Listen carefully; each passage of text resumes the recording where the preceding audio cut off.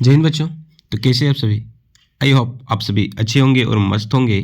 तो बच्चों आज से आप लोग को बोर्ड एग्जाम स्टार्ट हो रहा है और आज आप लोग का हिंदी का सब्जेक्ट है। तो हिंदी जो है बच्चों काफ़ी इजी सब्जेक्ट है, ठीक है, लेकिन अधिकतर बच्चों को ये काफ़ी हार्ड लगता है। रीज़न यह होता है कि बच्चे इसमें मेहनत नहीं करते हैं। अधिकतर समय जो होता है मैथ, साइंस और सोशल साइंस में व्यतीत करते हैं। तो आज की इस वीडियो में हम लोग हिंदी के उन सभी 100 प्रश्नों को देखने वाले हैं जो कि एग्जाम के लिए काफ़ी इंपॉर्टेंट है बच्चों। अगर आप इन प्रश्नों को देखकर जाते हैं एग्जाम में तो निश्चित है आप अच्छे मार्क्स लेकर के आएंगे। तो आज ज़्यादा बातें नहीं करेंगे, ठीक है। तो सिर्फ हम लोग आज उन्हीं प्रश्नों को देखेंगे जो एग्जाम के लिए काफ़ी इंपॉर्टेंट है। तो इस वीडियो के अंत तक बने रहिएगा और अपने दोस्तों तक शेयर जरूर कर दीजिएगा ताकि उनको भी इससे काफ़ी लाभ हो। तो आइए एक एक करके हम लोग पढ़ते हैं और उनसे संबंधित जो प्रश्न होते हैं उनको देते हैं। देखिए बच्चों, सबसे पहला जो खंड ये में है, ठीक है, तो आपसे अपठित बोध जो है उसको पूछ लिया जाएगा। इससे जो रिलेटेड प्रश्न है, ठीक है, उसको हम लोग आंसर देंगे। तो सबसे पहले ध्यानपूर्वक इसको पढ़िएगा। कह रहा है पुस्तकें मनुष्य की सबसे अच्छी मित्र होती है। बच्चों पुस्तकें जो है मनुष्य की सबसे अच्छी मित्र होती है, ठीक है। तो मनुष्य की सबसे अच्छी मित्र क्या है? तो पुस्तकें हैं। वे हमें ज्ञान, प्रेरणा और मनोरंजन प्रदान करते हैं। क्या क्या प्रदान करते हैं बच्चों? ध्यान रखिएगा। ये ज्ञान प्रदान करते हैं, प्रेरणा और मनोरंजन प्रदान करते हैं। पढ़ने की आदत ना केवल हमारी शब्द संपदा को बढ़ाती है बल्कि हमारी सोच को भी गहराई देती है। आज के डिजिटल युग में लोग मोबाइल और कंप्यूटर पर अधिक समय बिताने लगे हैं। बिल्कुल सही कह रहे हैं, जिसने पढ़ने की आदत धीरे धीरे कम हो रही है। यदि हम प्रतिदिन थोड़ा समय पुस्तकों के साथ बिताएं तो यह हमारी मानसिक क्षमता को बढ़ाने में मदद करेगा और हमें जीवन में सही निर्णय लेने की क्षमता भी प्रदान करेगा। पढ़ने से हमारी कल्पना शक्ति का विकास होता है और हम एक नए विचारों को अपनाने के लिए तैयार होते हैं। अगर आप इस प्रकार से गद्यांश को पढ़ लेते हैं और सही पॉइंटों को अगर अपने माइंड में रखते हैं तो निश्चित है आपको कि आंसर देने में कोई कठिनाई नहीं होगी। अब समझिए बच्चों, हमने आसानी से पढ़ लिया। अब इससे संबंधित जो प्रश्न है उसको देते हैं आंसर। कह रहे पुस्तकों को मनुष्य का सबसे अच्छा मित्र क्यों कहा गया है? तो क्यों कहा गया बच्चों? क्योंकि पुस्तकों से जो है हमें ज्ञान, प्रेरणा और मनोरंजन प्राप्त होती है, ठीक है। तो ऑप्शन नंबर बी आपका सही हो जाएगा। चलिए प्रश्न संख्या 2 देख लेते हैं। क्या डिजिटल युग में पढ़ने की आदत कम होने का एक कारण क्या है? आखिर जो डिजिटल युग है, जैसे अभी वर्तमान की जो बात करेंगे तो उसमें पढ़ने की आदत कम होने का रीजन क्या है बच्चों? लोग अपना अधिकतम समय किस में व्यतीत कर रहे हैं? तो मोबाइल और कंप्यूटर पे, वो भी अधिक से अधिक फ्री फायर में, ठीक है। आजकल के बच्चे देखते हैं, अधिकतर जो बच्चे होते हैं वो फ्री फायर में समय व्यतीत कर, जबकि इससे कोई प्रॉफिट नहीं है। अगर व्यतीत करना है तो मोबाइल से अगर ज़्यादा समय बिताना है तो उन क्षेत्रों में बिताइए जहाँ से आपको कोई प्रॉफिट हो। पढ़ाई के क्षेत्र में बताइए, जिस खोजों में देखिए। लेकिन फ्री फायर इन में अधिकतर बच्चे जो है वो अपना अधिकतम समय व्यतीत कर रहे हैं, ठीक है। चलिए, प्रतिदिन पुस्तकों के साथ समय बिताने से क्या लाभ होता है? आप समझे, प्रतिदिन अगर आप पुस्तकों को पढ़ते हैं, ठीक है, समय व्यतीत करते हैं तो इससे क्या लाभ होता है? तो बच्चों मानसिक क्षमता का विकास होता है और निर्णय लेने की योग्यता क्या होती है? बढ़ जाती है, जो कि अभी हमने पढ़ा। ज्ञान शब्द का पर्यायवाची शब्द क्या है? आप समझिए ज्ञान शब्द, ठीक है। ज्ञान शब्द का पर्यायवाची शब्द क्या हो सकता है? पुस्तक तो हो नहीं सकता, खेल नहीं हो सकता, तकनीक, तो यहाँ पे शिक्षा होगा। अगला, निम्नलिखित पदांश को ध्यानपूर्वक पढ़कर पूछे गए प्रश्न को उत्तर दीजिए। पर्वत कहता शीश उठाकर, यहाँ ध्यान दीजिएगा क्या कह रहा है? शीश उठाकर तुम भी ऊंचे बन जाओ।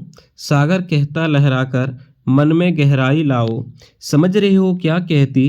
उठ उठ गिर गिर तरल तरंग। भर लो अपने दिल में मीठी मीठी मृदुल उमंग।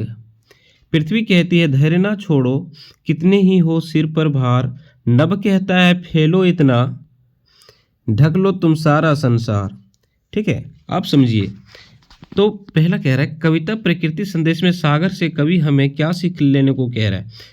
साहस और दृढ़ता, मन में गहराई लाना। तो हमेशा कह रहा है बच्चों कि मन में जो है अपना गहराई लाना, अपनी सोच जो है ऊंचा रखना। कविता में पर्वत का संदेश क्या है? तो पर्वत क्या कह रहा था बच्चों? कह रहा था ऊंचाई और महानता पाना, ठीक है। तो ऑप्शन नंबर सी यहाँ पे बिल्कुल आपका सही हो जाएगा। सागर कहता है लहराकर, यहाँ सागर किस गुण को अपनाने का संकेत दे रहा है? तो क्या कह रहा है? तो सागर गहराई के लिए अपनाने का कह रहा है ना। चलिए ऑप्शन नंबर बी यहाँ पे बिल्कुल सही हो। उठ उठ गिर गिर तरल तरंग किस जीवन स्थितियों को प्रतीक है? कह रहा है कठिनाई और सफलता। देखिए जिंदगी में जब आप होते बच्चों तो कई बार आपकी ऐसी परिस्थितियां आती है जहाँ पे आप को दुख का सामना करना पड़ेगा, यानी संकटों का सामना करना पड़ेगा। कई बार आप ऊपर उठेंगे फिर गिरेंगे, ऊपर उठेंगे फिर गिरेंगे। यही कह रहा है कि कठिनाइयों और सफलता, ठीक है।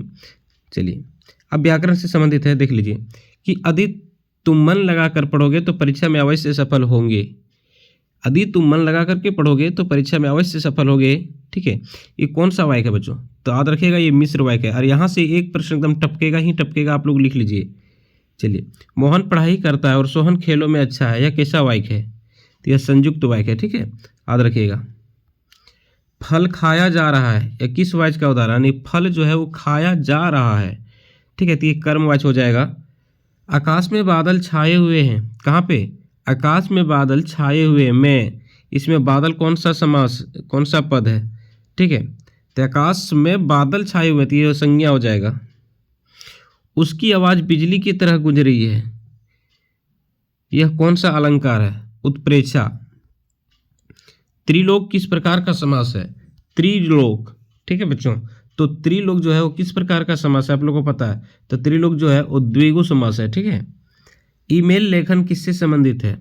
तो ईमेल लेखन जो है वो किससे संबंधित है? आधुनिक संचार माध्यम से, पारंपरिक संचार माध्यम से, मौखिक संचार से, या टेलीफोन से। तो यहाँ पे आपका उत्तर हो जाएगा बच्चों ऑप्शन नंबर ए।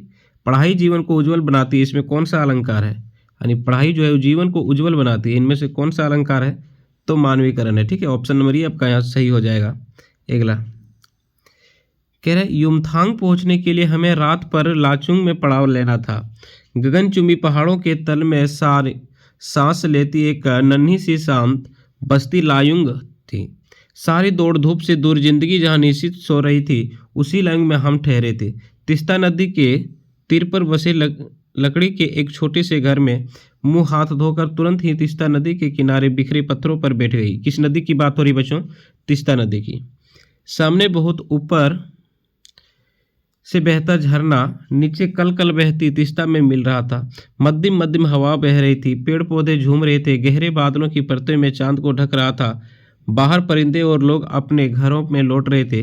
वातावरण में अद्भुत शांति थी। मंदिर की घंटियों सी, घुंघरुओं की रुंझुनाहट सी आंखें अनैस भर आई थी। आप समझिए, इससे संबंधित जो प्रश्न है उसको हम लोग देते हैं। लायुंग किस प्रकार की बस्ती बताई गई थी? शांत और नन्ही सी। ठीक है, चलिए, उपयुक्त गद्यांश में वातावरण की शांति की तुलना किससे की गई है? तो मंदिर की घंटियों और घुंघरुओं की रुंझुनाहट से की गई है। ठीक है, अगला कह रहे निम्नलिखित पदांश को ध्यानपूर्वक पढ़कर दिए गए प्रश्नों का सही उत्तर दें। तुम्हारी यह दंतरित मुस्कान मृतक में भी डाल देगी जान। ठीक है, धूली धूसर तुम्हारे ये गात, छोड़कर तालाब मेरी झोपड़ी में खिल रहे जलजात जलजात। ठीक है, अब इससे जो प्रश्न बनता है इनको हम लोग देख लेते हैं। कि मृतक में भी डाल देगी जान, यह क्या अर्थ है? तो कह रहा है बच्चों, हताश और निराश व्यक्ति में खुशी ला देना। यानी जो व्यक्ति परेशान है उनमें से क्या होता है? खुशी की लहर दौड़ा देना। तो ऑप्शन नंबर बी आपका यहाँ पे सही हो जाएगा। धूली धूसर तुम्हारे ये गात, पंक्ति में गात का क्या अर्थ होता है? तो गात का मतलब होता है बच्चों शरीर। भोलानाथ किसको देखकर सिसकना भूल जाते थे? अब जो भोलानाथ थे वो किसको देखकर सिसकना भूल जाते थे? तो अपनी साथियों को। उद्धव कृष्ण का कौन सा संदेश लेकर आए थे? तो प्रेम का संदेश, योग संदेश। तो योग संदेश हो जाएगा आपका। राम लक्ष्मण परशुराम संवाद में किस रस की प्रमुखता है?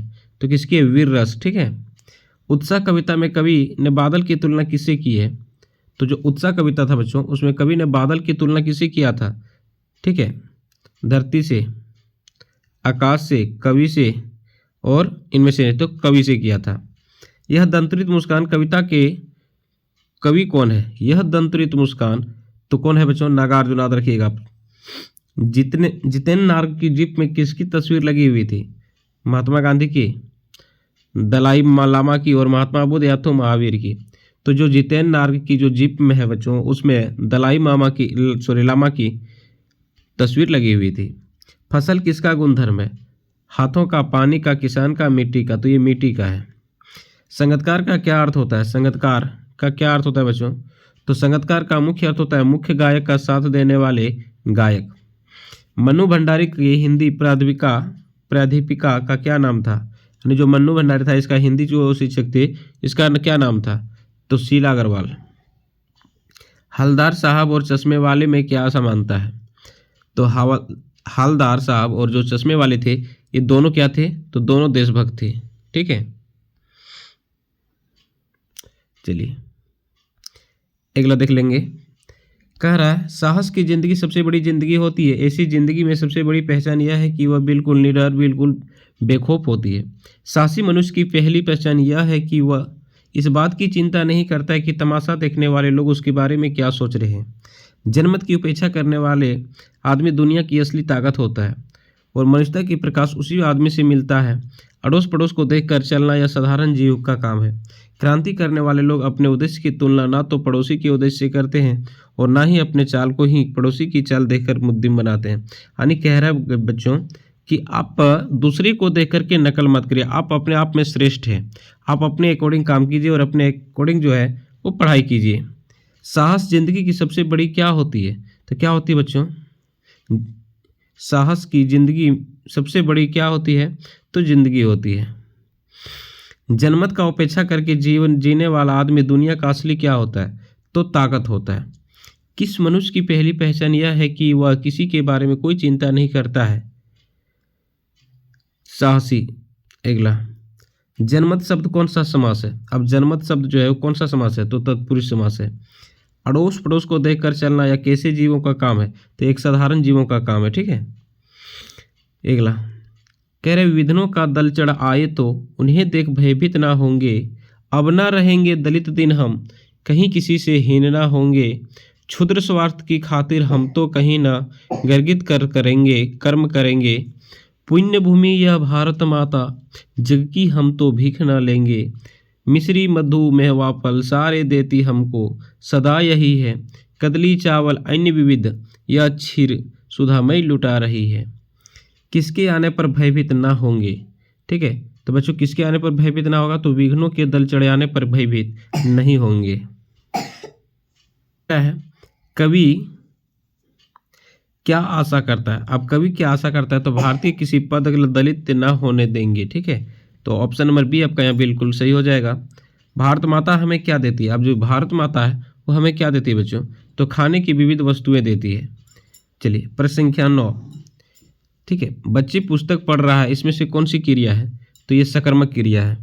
बच्चा हंस रहा है, इसमें कौन सी क्रिया है बच्चों? तो ये आकर्मक क्रिया है।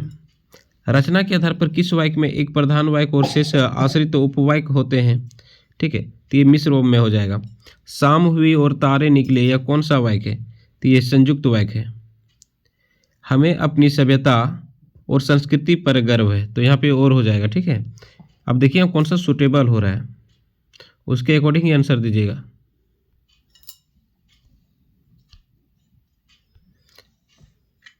अगला प्रश्न आपके पास में है कि अंबर का एक अर्थ होता है, अंबर का एक अर्थ होता है वस्त्र, दूसरा क्या होता है? तो अंबर का एक अर्थ वस्त्र होता है बच्चों, तो इसका दूसरा अर्थ जो होता है वो आकाश भी होता है। ठीक है। निम्न में से भाववाच्य का उदाहरण कौन सा है? अब निम्न से भाववाच्य यानी कि भाव का पता चलना चाहिए। तो माँ से चला नहीं जा रहा है। ठीक है। चलिए विद्यालय विद्या के लिए आले कौन सा समास है? यानी विद्यालय का में विद्या के लिए आले, ये कौन सा समास है बच्चों? तो ये तत्पुरुष समास है। अगला देख लेते हैं। कह रहा है हलदार साहब को पान वाले द्वारा एक देशभक्त का इस तरह मजाक उड़ाया जाना अच्छा नहीं लगा। मुड़कर देखा तो अवाक रह गए। एक बेहद बूढ़ा मरियल सा लंगड़ा आदमी, सिर पर गांधी टोपी और आंखों पर काला चश्मा लगाए, एक हाथ में एक छोटी सी संदकुची और दूसरे हाथ में एक बांस पर टंगे बहुत से चश्मे लिए अभी अभी एक गली से निकला था और अब एक बंद दुकान के सहारे अपना बाँस टिका रहा था। तो इस बेचारे की दुकान में भी नहीं फेरी लगता है। हलदार साहब चक्कर में पड़ गए, पूछना चाहते थे कि इसे कैप्टन क्यों कहते हैं। ठीक है। इस प्रश्न को कई बार हमने कराया बच्चों, आप लोग को पता चल गया है कि हलदार साहब को क्या अच्छा नहीं लगा? तो पान वाले के द्वारा एक देशभक्त का मजाक उड़ाना। ठीक है। तो यहाँ पे क्या हो जाएगा? Option number 4। बुढ़ा मरियल सा लंगड़ा आदमी कौन था? तो कौन था बच्चों? कैप्टन चश्मे वाला। ठीक है। फिर अगला है, देखिए यहाँ पे, धन्य तुम माँ भी तुम्हारी धन्य, चिर प्रवासी में इतर मैं अन्य। इस अतिथि से प्रिय तुम्हारा क्या रहा संपर्क, उंगलियां माँ की करती रही मधुपर्क। देखते तुम इधर कनखी मार और होती जबकि आंखें चार, तुम्हारी दंतरित मुस्कान मुझे लगती बड़ी ही छविमान। समझिए कह रहा है कवि किसे धन्य कह रहा है? तो जो कवि है बच्चों किसको धन्य कह रहा है? तो शिशु और उसके माँ को। माँ बच्ची को क्या कराती रही है? तो जो माँ है वो बच्चे को क्या कराती रही है बच्चों? तो एक संपर्क कराती रही है, ठीक है, सॉरी, मधुपर्क कराती रही है। अगला, दंतुरित का क्या अर्थ होता है? अब दंतुरित का क्या अर्थ है? तो नए नए जो दांत होते हैं बच्चों, जब बच्चे जन्म लेते हैं तो उसके बाद जो पहली बार जो दांतें आती है वो काफ़ी अच्छे होते हैं, उसी को कहा गया है दंतुरित। नेताजी की मूर्ति पर चश्मा कौन बदलता था? तो कौन बदलते थे? कैप्टन महोदय। अगला, बाल गोविंद भगत कैसे कद के थे? तो जो बाल गोविंद भगत थे वो कैसे थे बच्चों? थे मंझले कद के थे।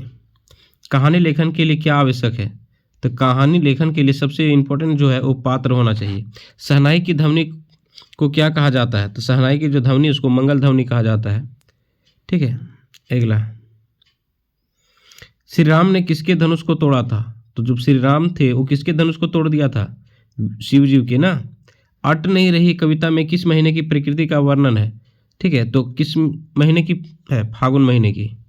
फसल वस्तुतः किसके सहयोग का परिणाम होता है बच्चों? अब जो फसल होता है वो किसके होता है? तो प्रकृति और मनुष्य के। माता का आंचल पाठ का नायक कौन है? तो माता क्या है? माता के आंचल पाठ का नायक कौन है बच्चों? तो भोलानाथ, याद रखिएगा।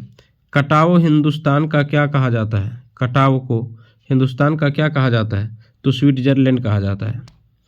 अगला, करे हंसी भीतरी आनंद का बाहरी चिन्ह है। जीवन की सबसे प्यारी और उत्तम से उत्तम वस्तु एक बार हंस लेना तथा शरीर को अच्छा रखने की अच्छी से अच्छी दवा एक बार खिलखिला कर उठना।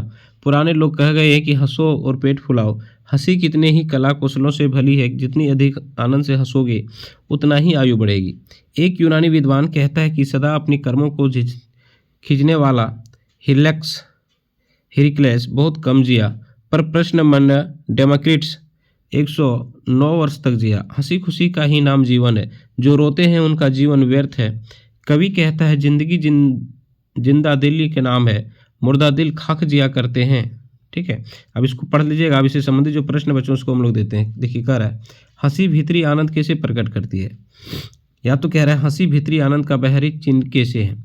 तो हंसी जो है भीतरी आनंद का बाहरी चिन्ह है, अर्थात हमारे मन प्राण हृदय आदि में जब आनंद का भाव उत्पन्न हो जाता है, ठीक है, अर्थात हृदय प्रश्न होता है तो उनकी प्रकटीकरण चेहरे पर हंसी के रूप में होता है और हम खिलखिलाकर हंसते हैं, अर्थात खुश होते हैं। जब व्यक्ति खुश होता है तो उनके अंदर जो सारे दुख दर्द होते हैं वो भूल जाते हैं। पुराने समय में लोगों ने हंसी के महत्व क्यों दिए थे? तो पुराने समय में लोगों ने हंसी को स्वास्थ्य के लिए आवश्यक समझकर उसे महत्व दिया। उनके अनुसार जितना ही अधिक आनंद से हंसोगे उतना ही आयु बढ़ेगी, क्योंकि पेट फुलाकर हंसने के मन के जो सारे विकार होते हैं वो दूर हो जाते हैं, चिंत प्रश्न हो जाता है और उसे पाचन की शक्ति बढ़ती है। अगला, हेरिक्लेस और डेमोक्रिट्स के उदाहरण से एक लेखक क्या कहना चाह रहा है? ये कह रहा है कि हंसने वाले लोग जो होते हैं वो अधिक जीते हैं, ठीक है, हंसते रहने वाले प्रश्नजीवी व्यक्ति ज़्यादा जीते हैं। चलिए, जिंदगी किसका नाम है? तो जिंदगी किसका है? जिंदा दिल्ली का। हंसी खुशी का नाम जीवन है कैसे? विद्वानों का कहना है कि हंसने और खुश रहने से शरीर स्वस्थ रहता है और वायु बढ़ती है। रोने वालों का जीना व्यर्थ है। हंसी जीवंतता का प्रतीक है। हंसी खुशी का ही नाम जीवन है। डॉक्टर हर्षफील्ड ने एक पुस्तक में हंसी के बारे में क्या लिखा? तो डॉक्टर हर्षफील्ड ने एक पुस्तक में आयु बढ़ाने का उपाय के संबंध में लिखा है कि हंसी बहुत ही उत्तम चीज़ है, यह पाचक है, इसमें अच्छी औषधि और कोई नहीं है, एक रोगी ही नहीं, हंसी सबके लिए बहुत ही काम की वस्तु होती है। एक अंग्रेजी डॉक्टर ने क्या कहा है? एक अंग्रेजी डॉक्टर ने कहा कि किसी नगर में दवाई लदे हुए 20 गड्ढे ले जाने से अच्छा है कि एक हंसाने वाले व्यक्ति को ले जाइए, ठीक है। हंसी को एक शक्तिशाली इंजन की तरह क्यों कहा गया है? तो जो हंसी है बच्चों उनको एक शक्तिशाली इंजन की तरह क्यों कहा गया है? तो हंसी को एक शक्तिशाली इंजन की तरह इसलिए कहा गया है क्योंकि यह शोक और दुख की दीवारों की ध्वस्त कर देता है। चलिए अगला देख लेते हैं। सेनानी नहाते हुए भी चश्मे वाले लोग कैप्टन क्यों कहते थे? समझे, चश्मे वाले सेनानी ना होते हुए भी परम देशभक्त था। वह बूढ़ा सा गरीब मरियल फेरी लगाकर चश्मा बेचने वाला था। वह नेताजी की मूर्ति को बिना चश्मे को देखना ही नहीं चाहता था। वह अपने ओर से नेताजी का कोई ना कोई चश्मा अवश्य लगाता रहता था। इसी भावना को देखकर लोग उसे क्या कहते थे? कैप्टन कहते थे। चलिए, बिना विचार, घटना और पात्रों के भी क्या कहानी लिखी जा सकती है? अस्पाल के इस विचार से आप कहाँ तक सहमत हैं? अस्पाल के विचार के बिना विचारानुसार बिना घटना, बिना पात्र और बिना विचार की कहानी कभी लिखी नहीं जा सकती है। कहानी का अर्थ है क्या हुआ उसे कहना, अतः बिना किसी घटना या पात्र के नई कहानी लिखना संभव नहीं है। कहानी में कोई विचार, बात या उद्देश्य अवश्य होता है। ठीक है, चलिए। शहनाई की दुनिया में डुमराव को क्यों याद किया जाता है? तो शहनाई की दुनिया में डुमराव को याद किया जाता है क्यों? ये कि बिस्मिल्लाह खां की जन्मभूमि थी। ठीक है, तो डुमराव भारत रत्न की उपाधि प्राप्त करने वाले शहनाई वादक बिस्मिल्लाह खां की जन्मभूमि है। इसके साथ ही यहाँ सोन नदी के किनारे नरकट के पौधे मिलते हैं जिनकी रीढ़ का उपयोग शहनाई बजाने के लिए किया जाता है। ठीक है, चलिए। अगला कह रहा है समय के महत्व। यहाँ से आप लोग को देखिए पैसेज एक जो आप लोग को लिखने जरूर आएगा बच्चों। ठीक है, जिसको हम लोग निबंध कहते हैं, समय का महत्व। तो समय का महत्व है काफ़ी इंपॉर्टेंट है। कैसे आप लोग लिखिएगा थोड़ा ध्यान दीजिएगा। सबसे पहले इसके महत्व को लिखिए। ठीक है, तो समय की महत्व अनंत है, हम सभी जानते हैं। जिसने समय को नष्ट किया उसने अपना जीवन को क्या किया है? व्यर्थ किया। समय ईश्वर की दिया एक अनमोल धन होता है बच्चों, इसे बढ़ाया या घटाया नहीं जा सकता, क्योंकि जो समय होती है वो निरंतर अपनी गति से चलती रहती है। संसार में जीवन की सभी वस्तुओं को प्राप्त किया जा सकता है, पर एक बार नष्ट हुआ समय पुनः प्राप्त नहीं किया जा सकता है, इसलिए इसका महत्व सबसे अधिक है। यह एक ऐसा साधन है जिसके सदुपयोग से असंभव को संभव बनाया जा सकता है। समय किसी के लिए रुकता नहीं है। ठीक है, गया वक्त भी फिर हाथ आता नहीं है। यानी कि कहने का अर्थ है जो समय बीत जाता है उसे फिर पुनः प्राप्त नहीं किया जा सकता है। समय के दुरुपयोग के लाभ, सदुपयोग के लाभ, यानी अगर जो समय का सदुपयोग किया जाए उससे क्या लाभ है? तो समय के सदुपयोग से बहुत ही कुछ संभव हो सकता है। यही मनुष्य को महान बनाता है, मस्तिष्क को स्वस्थ रखता है और शरीर को निरोग बनाता है। इनके सदुपयोग पर ही मानव जीवन की सफलता निर्भर करती है। जो व्यक्ति अपने जीवन का प्रत्येक क्षण सदुपयोग में लगाता है वह भाग्यवान बनता चला जाता है, वही उन्नति की सीढ़ियों पर निरंतर चढ़ता जाता है। इसी व्यक्ति ही जीवन में सदा प्रसन्न, संतुष्ट और संपन्न रहता है। विद्यार्थियों के लिए तो समय का सदुपयोग काफ़ी अधिक आवश्यक होता है। कुछ उदाहरण देना है, देखिए। महात्मा गांधी, रविंद्रनाथ ठाकुर, ठीक है, डॉक्टर राजेंद्र प्रसाद, महर्षि अरविंद, पंडित जवाहरलाल नेहरू आदि अनेक महान विभूति इस बात का उज्जवल प्रमाण है कि उन्होंने समय का सदुपयोग कर अपने जीवन के लक्ष्य को प्राप्त किया। महर्षि अरविंद वर्ष भर साधनों में लगे रहते थे, उनके भक्त 2-4 दिन ही उनके दर्शन कर पाते थे। पंडित नेहरू रात के 12 बजे तक निरंतर अपने काम में व्यस्त रहते थे। मेरी कहानी और आदि पुस्तकें उन्होंने जेल में रहते हुए समय का सदुपयोग कर लिखी थी। ठीक है, अब निष्कर्ष लिखेंगे बच्चों की क्या निष्कर्ष निकला। आज का काम कल कर टालना बुरी आदत है। जैसे हम लोग बहुत से बच्चे देखते हैं ना, जब एग्जाम रहता है तो जब अंतिम जो 1-2 दिन होता है बच्चों, उसमें कहते हैं कि पढ़ लेंगे सर, अभी 2 दिन बाद है ना, 2 दिन समय है, फिर बोलता है कि सर अभी 10 घंटे हैं, फिर बोलते हैं सर 8 घंटे, फिर 2 घंटे हैं, और इस प्रकार से वो पढ़ नहीं पाते हैं। ठीक है, तो आज का काम कल पर टालना बुरी आदत है। एक एक पल अत्यंत मूल्यवान होता है। सफलता समय की दासी है, इसलिए समय का सही लाभ उठाना चाहिए। और सच्चाई तो यह है बच्चों कि समय के सदुपयोग में जो व्यक्ति जितना अधिक कुशल होता है वह उतना ही अधिक उन्नत होता है। ठीक है, अगला देखिए यहाँ विज्ञापन है। कह रहे छात्रों में शिक्षा के प्रति जागरूकता फैलाने के उद्देश्य से लगभग 50 शब्दों में एक विज्ञापन तैयार करना है। ये 5 मार्क्स आप लोग को देखे जाएगा बच्चों। तो कैसे करोगे? थोड़ा आकर्षक डिजाइन में आप लोग को बनाना है। ठीक है, थोड़ा बड़े अक्षरों में लिखोगे। पढ़े चलो बढ़े चलो, सबका है अधिकार, पूरी शिक्षा पूरा प्यार, अपने बच्चे बच्चियों को स्कूल भेजिए। शिक्षा अच्छा नागरिक बनाती है और अच्छे नागरिकों से बनता है उत्तम देश। ठीक है, शिक्षा ही विकास की नींव है, पढ़िए और पढ़ाइए। सर्व शिक्षा अभियान के अंतर्गत जनहित में जारी। इतना आप लोग को करना होगा। ठीक है, एक आपका दिया है किसी दर्दनाशक तेल की बिक्री है तो एक आकर्षक विज्ञापन तैयार करना। तो 2 में से किसी एक को आप लोग को करना है ना, देख लेते हैं। फिर अगला है कि साहित्य और समाज का दर्पण इसलिए कहा गया है कि उसके माध्यम से हम युग विशेष की समस्याओं, परिस्थितियों और भावनाओं की जानकारी प्राप्त कर सकते हैं। साहित्य जीवन की अभिव्यक्ति, साहित्य में ही जातीय भावों का प्रतिबिंब देख सकते हैं। प्रत्येक जाति के साहित्य का एक व्यक्तित्व होता है। केवल इतना ही नहीं, वरना एक जाति के ही साहित्य में उनके विकास के अनुरूप समय समय पर अंतर पड़ता रहता है। हिंदी साहित्य का इतिहास इस तथ्य की पुष्टि करता है। ठीक है, अब इसको पढ़ लीजिएगा। देखिए, अब इससे जो रिलेटेड प्रश्न है बच्चों उसको देख रहे हैं। ठीक है, चूँकि लंबा प्रश्न को हम लोग को देखना है इसलिए ज़्यादा समय इसमें नहीं व्यतीत करेंगे। साहित्य को समाज का क्या कहा गया है? तो जो साहित्य है उसको समाज का दर्पण कहा गया है। जीवन की अभिव्यक्ति क्या है बच्चों? तो जीवन की अभिव्यक्ति क्या है? तो साहित्य है। साहित्य में हम किन भावों का प्रतिबिंब देख सकते हैं? तो जातीय को। ठीक है, साहित्य के किस काल में अंतर देखा जा सकता है? ठीक है। तो क्या है, वीरगाथा काल, भक्ति काल, आधुनिक काल, तो इनमें सभी हो जाएगा।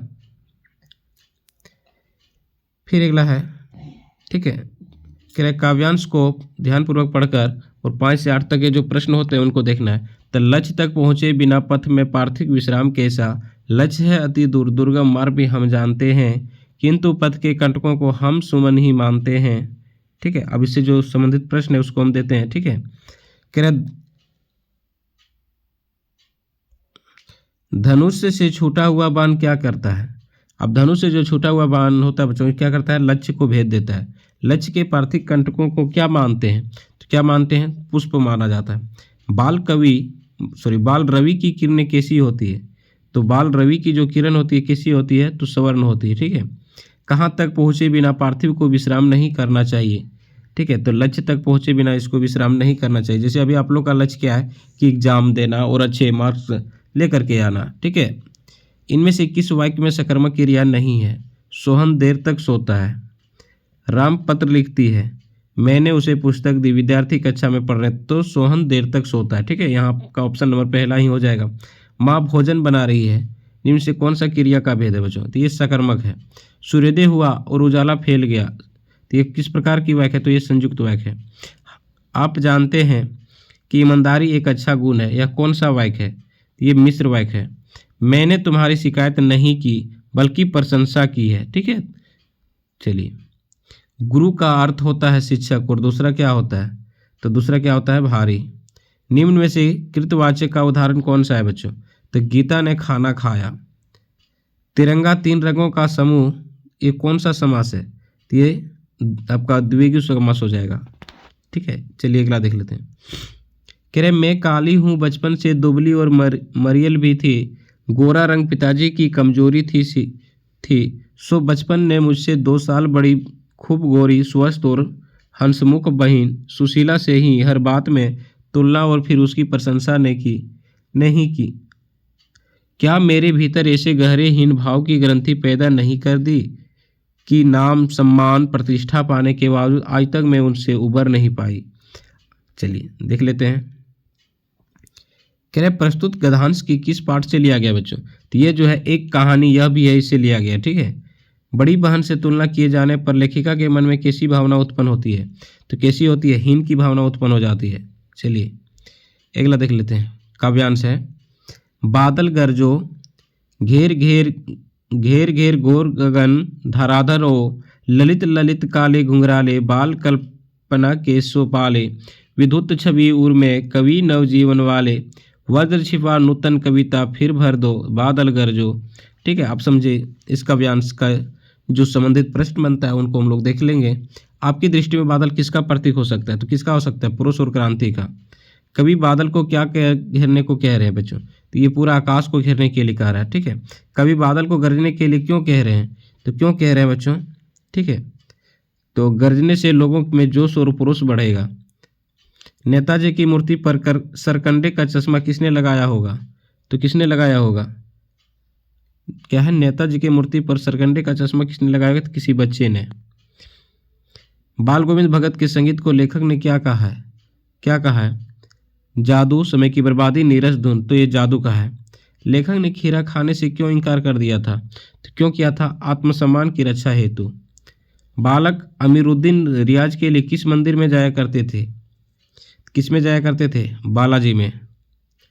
गोपियाँ किसकी अनन्य भक्त थी, तो बच्चों आप सबको पता है, इसको कहने की कोई ज़रूरत नहीं है, तो ये कृष्ण के अनन्य भक्त थे। अगला है कि कवि किसका सपन देकर जाग गया था, तो जो कवि था वो किसको सपन देकर जाग गया था, तो सुख का सपन देकर। विकल विकल उमन थे, उमन पंक्ति किस कविता की है, तो ये उत्साह की है।